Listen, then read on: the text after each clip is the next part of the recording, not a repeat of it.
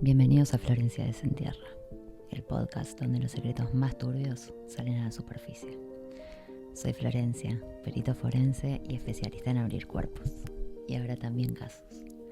Acá desenterraremos crímenes reales, pero enterraremos el buen gusto. Si venís buscando paz, meditación o historias para dormir, este no es tu podcast. Acá hay misterio, sangre y un humor tan negro que no vas a saber si reírte o llorar. Así que quédate, si te la bancas. Julio de 1996. Caroline Dickinson tenía 13 años. Había ido con sus compañeros de escuela a un viaje en Bretaña, Francia. En una habitación llena de chicas, en un hostel escolar, mientras todos dormían, alguien entró.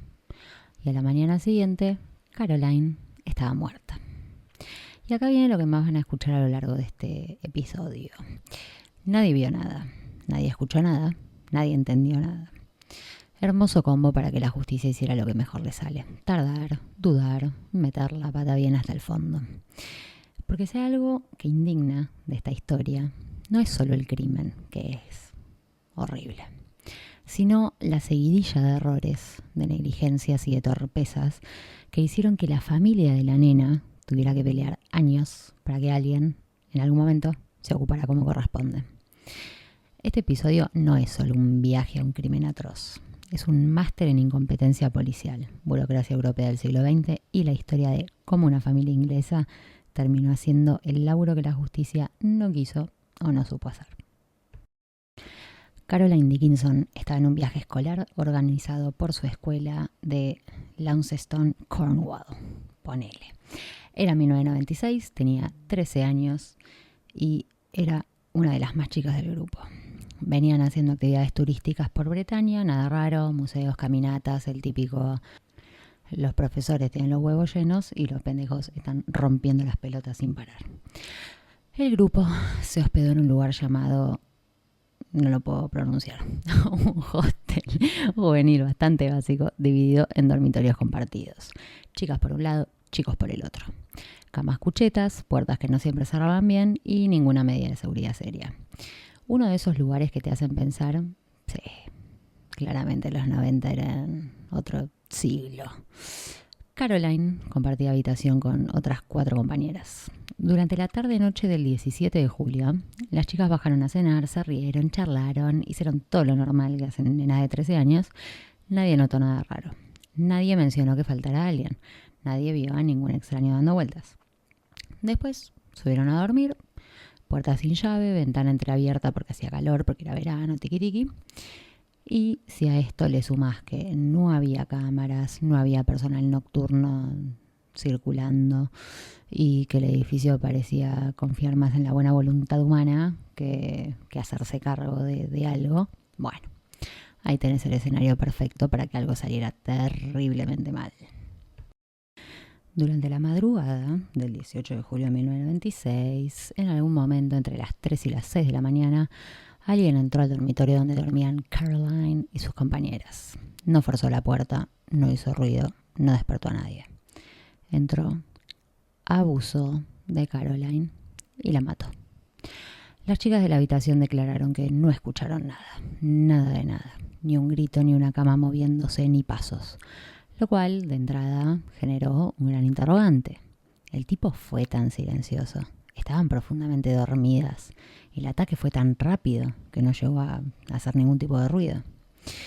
Al amanecer, una de las compañeras quiso despertar a Caroline para que bajaran a desayunar. La sacudió, le habló y ahí se dio cuenta que la pendeja no reaccionaba.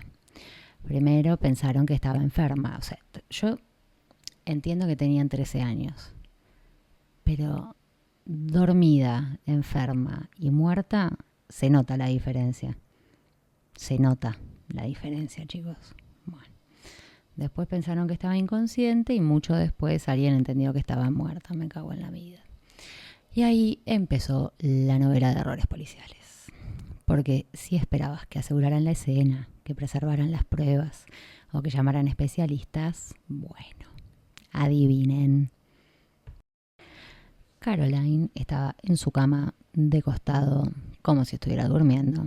A simple vista no había sangre, no había signos evidentes de lucha, no había un desorden que saltara a la vista. Esa tranquilidad en la escena fue uno de los motivos por los cuales la policía subestimó todo en el minuto 1. Que igual es una pelotudez, ¿no? Porque se supone que si alguien muere y no está en presencia de un médico, vos tenés que investigarlo como muerte dudosa, pero bueno, la gente es pelotuda. Pero los gestos de su cuerpo, la rigidez y detalles mínimos que los profesores ni registraron indicaban claramente que algo no estaba bien. Solo que nadie lo miró con ojos forenses. Miren, tendría que haber ido yo. Solo que en el 96 tenía 3 años y bueno. La autopsia, hecha después, obviamente, ¿por qué son estas? Bueno, está bien, el guión lo hago yo, me hago cargo de mis errores. La autopsia reveló que Caroline murió por asfixia, no por enfermedad, no por un problema médico, no por un accidente.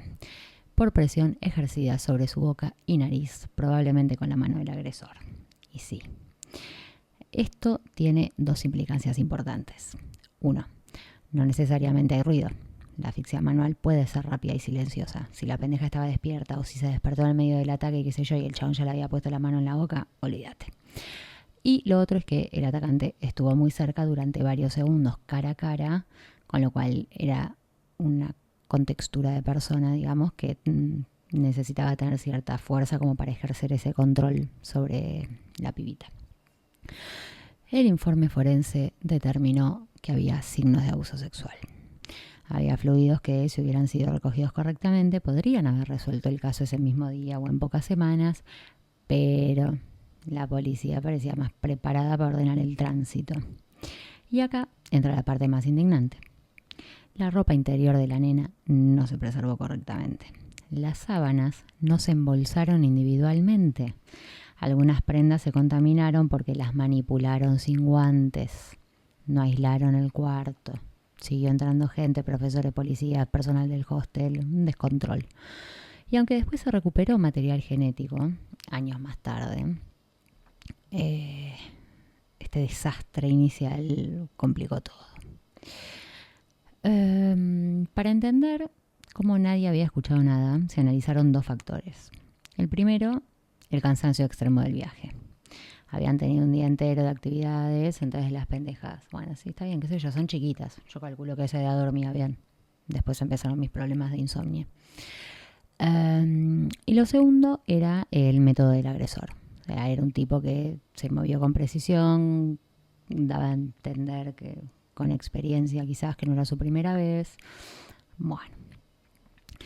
Desde el primer examen forense se detecta material genético del agresor. El problema no fue la ausencia de ADN, fue lo incompetentes que fueron todos al respecto. Lista de errores que podemos destacar. Muestras mezcladas, etiquetas mal colocadas, bultos de ropa guardados juntos, cajas sin sellar herméticamente y demoras en enviar los análisis al laboratorio. Estas cosas, algunas pueden parecer muy pelotudas, tipo la etiqueta mal colocada. No. O sea, vos, ¿cómo guardás las cosas? La cadena de custodia, no me sale, como el etiquetado que le pones a las cosas, es importantísimo porque en base a eso es cómo se funciona después. Como la urgencia o no que necesitan ciertas cosas. Todo lo que es material biológico necesita un tipo de preservación distinta que, no sé, una hoja. Bueno. No había signos de puerta, ventana rota. Esto deja 3 hipótesis.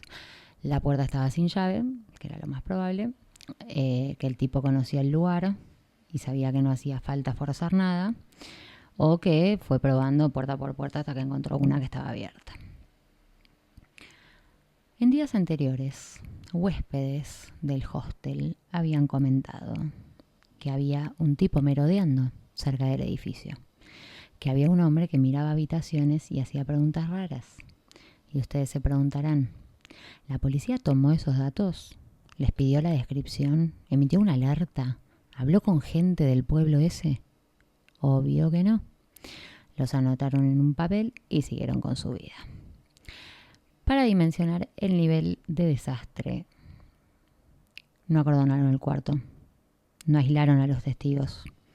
Que aparte, o sea, siempre esto es importante, pero encima nenas que se pueden asustar y decir, ay, no digamos que tal cosa porque nos van a retar.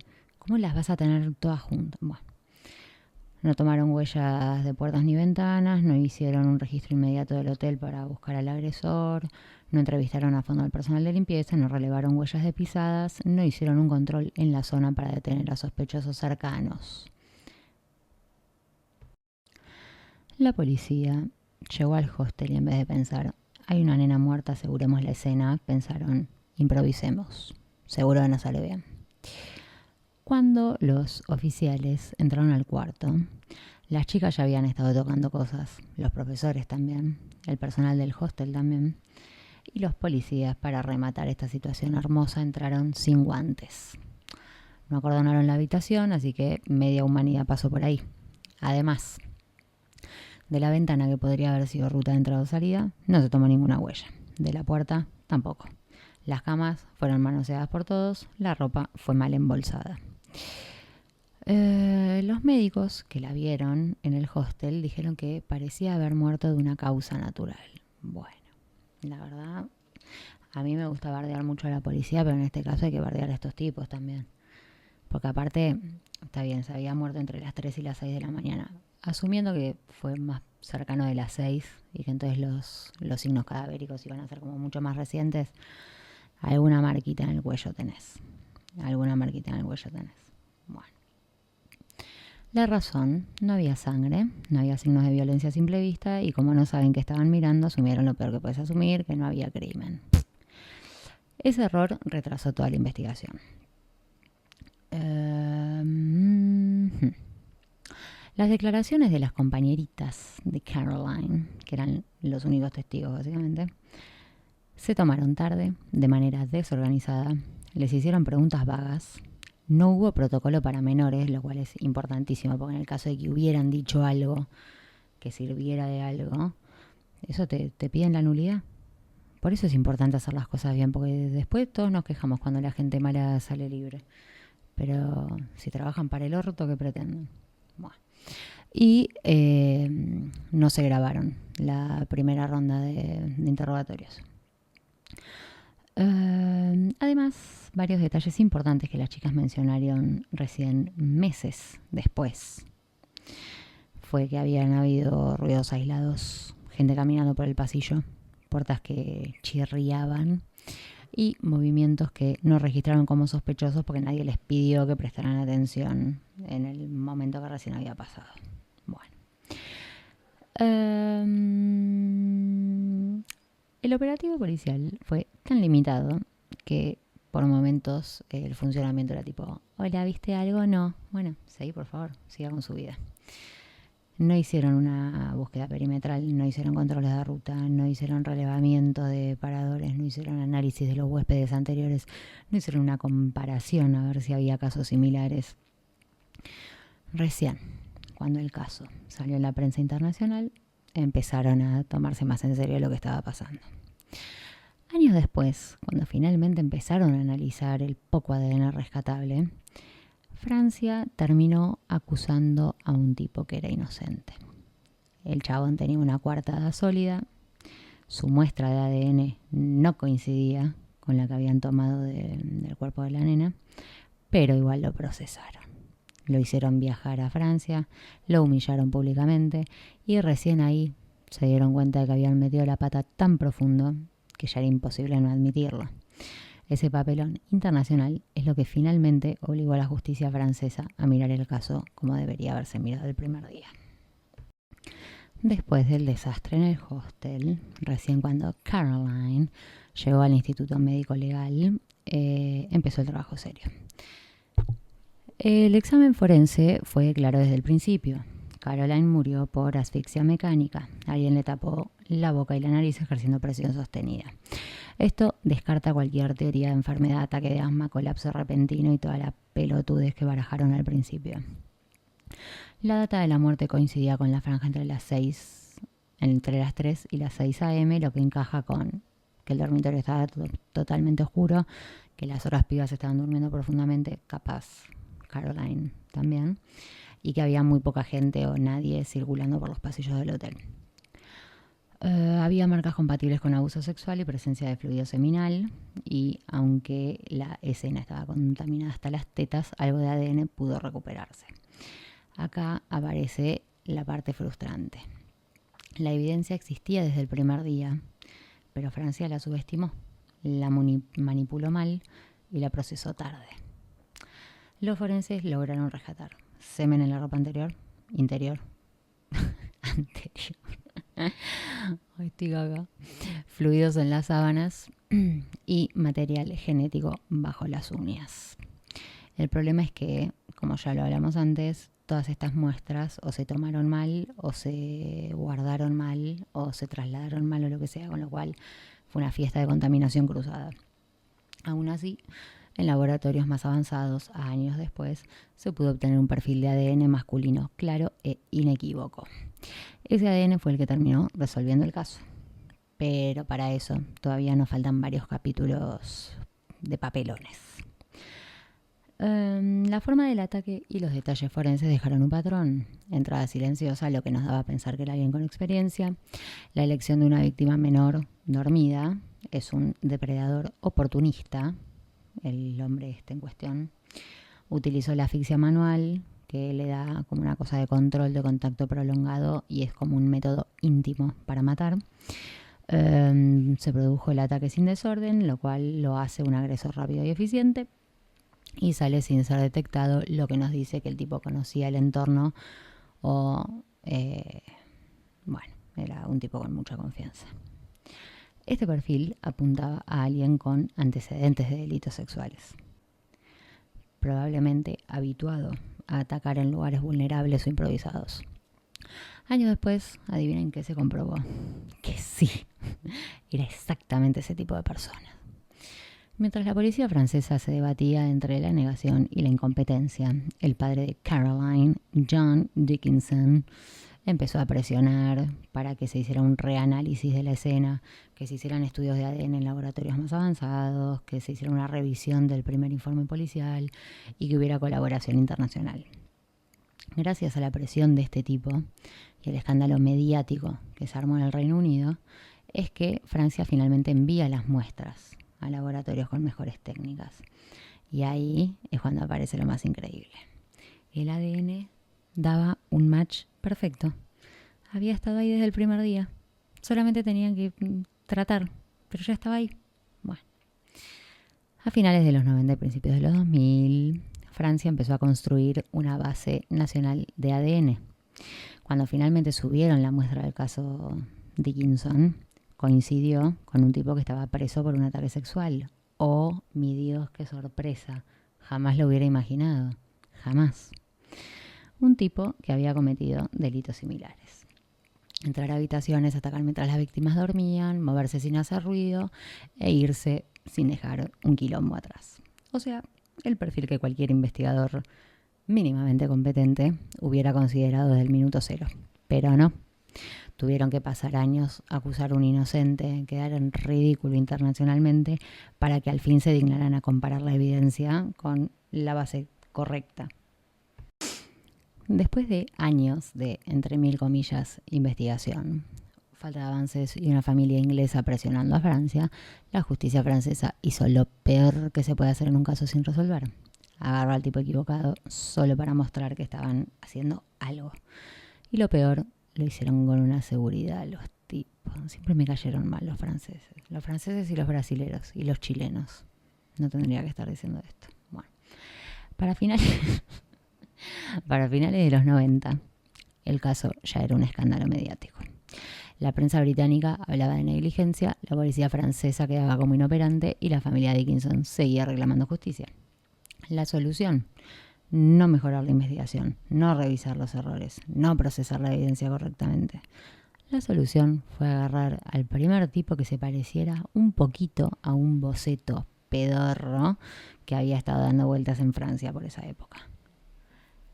Entra en escena un inocente absoluto, cuyo nombre se mantuvo durante un tiempo en reserva para evitar más daño, pero cuya vida fue completamente sacudida por la ineptitud policial. Imagínate, boludo, que te acusen de violar y matar a una nena y que vos no hayas tenido nada que ver. y que vos lo digas, que tu ADN no coincide, qué sé yo, pero que igual, como son unos forros, decidan como avanzar con tu procesamiento. No, no, no, no, no. Era un tipo español, viajero frecuente, con antecedentes menores, obviamente tenía antecedentes, pero por temitas de conducta, no nada vinculado a agresiones sexuales. Había estado en Francia en una fecha más o menos cercana al año del crimen y listo. Para la policía eso fue suficiente. Cuando lo identifican como sospechoso, las muestras de ADN dan que no coincidía el de este español viajante con el del asesino, pero no importó. Francia igual pidió la extradición del tipo, lo expuso, avanzó como si fuera culpable, lo empujaron a un proceso judicial y ahí, cuando esto llega al Reino Unido, digamos, como que los medios empezaron a plantear en el Reino Unido, hermano, no, el ADN te está diciendo que no es esa persona. ¿Qué haces? ¿Qué te pasa? Y Francia respondió, bueno, pero igual capaz que sí es. No, Francia, no, no, no es. Finalmente hacen el acto formal de comparación del ADN y por supuesto no había coincidencia. Las características físicas del chabón no encajaban y la ubicación no encajaba. Porque convengamos que Francia es un país grande, ¿no? O sea, vos podés estar en Francia y no necesariamente en la misma zona. Bueno, quedó claro entonces que la policía francesa había armado un caso entero basado en la nada absoluta. El sospechoso inocente quedó destruido emocionalmente y públicamente, demandó al Estado, ganó y Francia tuvo que indemnizarlo. Me parece muy bien. La prensa británica se los comió vivos. Titulares: esto es lo que pasa cuando una policía incompetente quiere cerrar un caso a cualquier costo. Y sí. Cuestión, este papelón obliga entonces al Estado francés a revisar seriamente la evidencia. Vuelven a analizar la cadena de ADN, cruzan los datos con las bases nacionales e internacionales y sobre todo les tocó admitir, capaz el asesino era alguien con antecedentes sexuales. Capaz deberíamos buscar en esa dirección. Brillante idea, Francia. Brillante. Cuando finalmente se dignaron a comparar el ADN con bases criminales más amplias, apareció un nombre que encajaba perfecto con todo lo que la escena había sugerido desde el principio. Francisco Arce Montes. Español, nómade, con antecedentes por agresiones sexuales y con un modus operandi tan repetitivo que parecía un manual. Y sí, era él. Desde el primer día había sido él. Nació en España, vivió entre Asturias, Madrid y Francia. Era un tipo errante. Cambiaba de ciudad, de trabajo, de país. Esto puede ser una casualidad, puede ser un chabón que le guste vivir de mochilero, puede ser. También debería darte la pauta de que algo raro le pasa. ¿Por qué no se puede quedar en un lugar? O sea, como porque está todo el tiempo cambiando. No puede ser que esté violando y matando nenas y no quiere que lo agarren.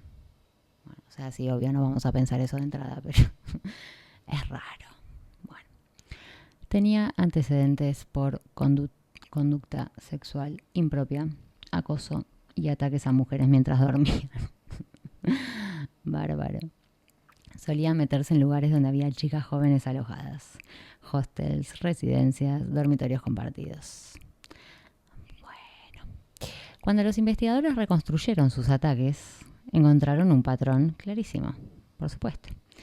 Merodeaba alrededor de los hostels o las residencias, entraba sin forzar nada, elegía a las víctimas mientras dormían, atacaba rápido, silencioso, en la oscuridad. A veces abusaba sin llegar al homicidio, supongo que eso sería uno de sus buenos días, y si la víctima se resistía, bueno, por supuesto, asfixia. Y salía finalmente sin dejar un bardo tras de sí. Era básicamente como su firma. Lo había hecho antes y el caso de Caroline encajaba perfecto. Arce Montes estaba viviendo y trabajando esporádicamente en distintos puntos de Francia. Ese verano se movía por la zona de Bretaña, donde hay hostels juveniles y campings por todos lados. Testigos habían mencionado que había un tipo merodeando días antes, y sí, efectivamente, era él. Pero claro, a la policía le chupó un huevo, porque son unos inoperantes hijos de puta, realmente.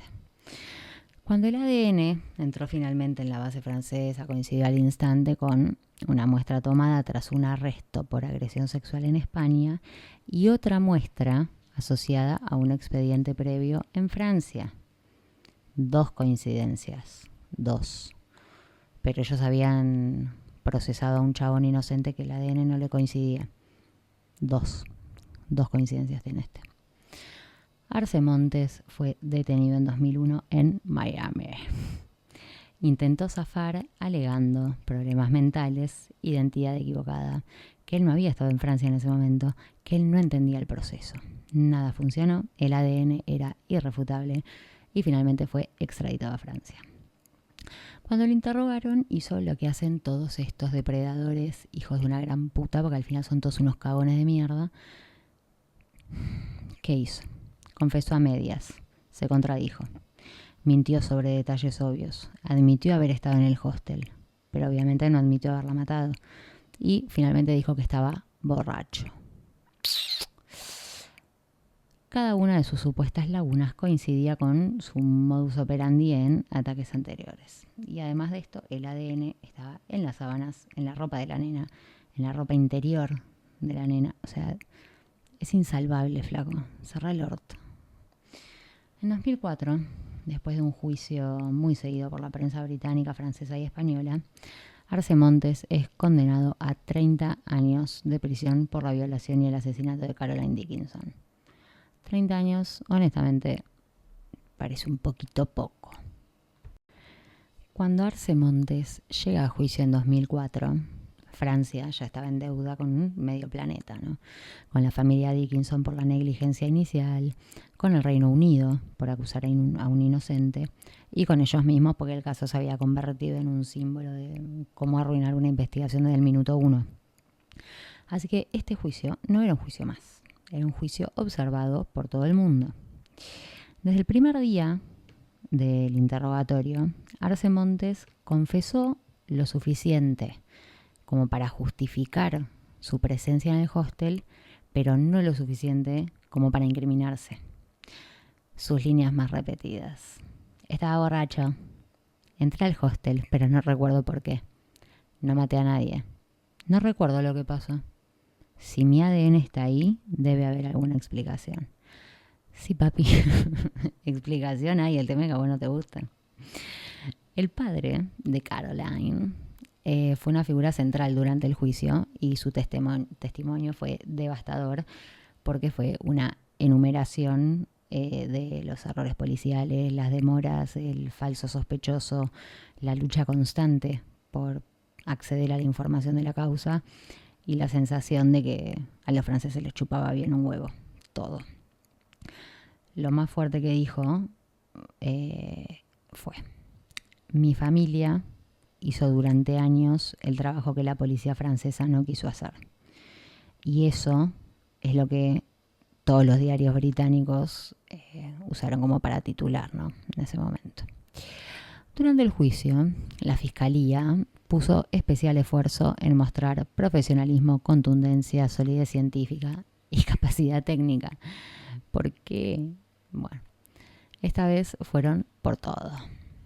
ADN explicado con detalle, peritos internacionales, reconstrucción del modus operandi, testimonios sobre los antecedentes de Arce Montes, un relato claro sobre cómo había actuado el chabón esa madrugada.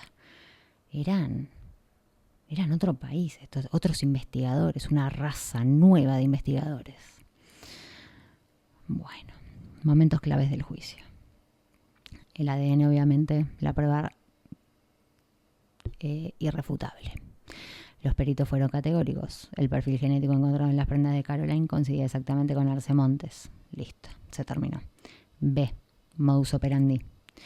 Los expertos describieron sus ataques anteriores. La víctima dormida, la habitación vulnerable, la entrada sin violencia, agresión sexual silenciosa y la eventual asfixia.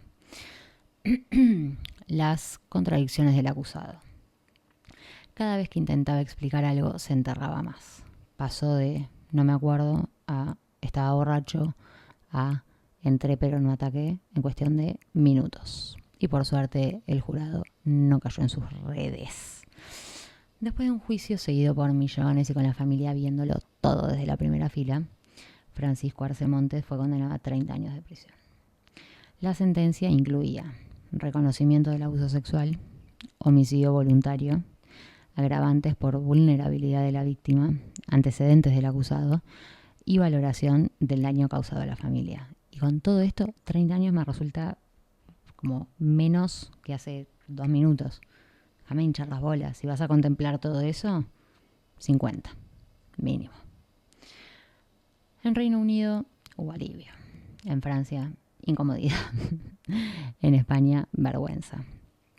Pero el consenso global fue uno. Por fin, justicia para Caroline.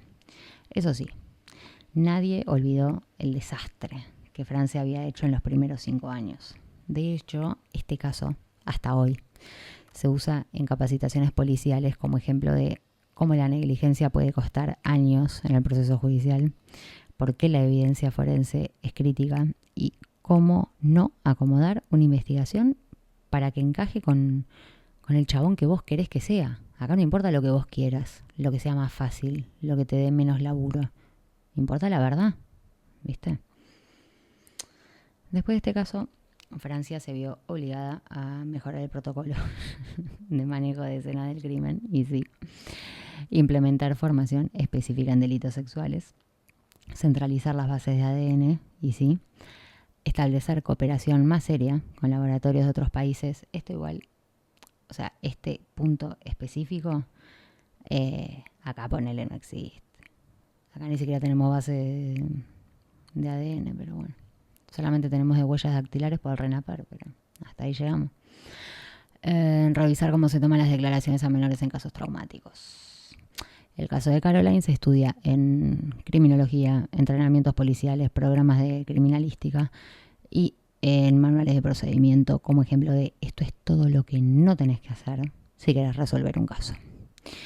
Caroline no tuvo la protección que merecía, no tuvo una investigación digna, ni tuvo justicia. Pero tuvo algo que movió montañas. Una familia que no aflojó ni cuando todo el sistema les dijo ya está papi, soltá, resignate, esto no va a salir. Y por eso este caso se cerró. No porque Francia supiera qué carajo estaba haciendo, sino porque la ciencia y la insistencia aplastaron la inoperancia. Bueno, hasta acá llegamos. Si escuchaste todo, es porque tenés estómago y un costado bastante morboso. Te espero la próxima, a ver cuánto más podés aguantar. Ya que llegaste hasta el final, haz lo que haría cualquier cómplice. Suscríbete, deja tu like, comenta. Así no quedo yo sola revolviendo la mugre. Total, si ya entraste, es porque sos igual de curioso que yo.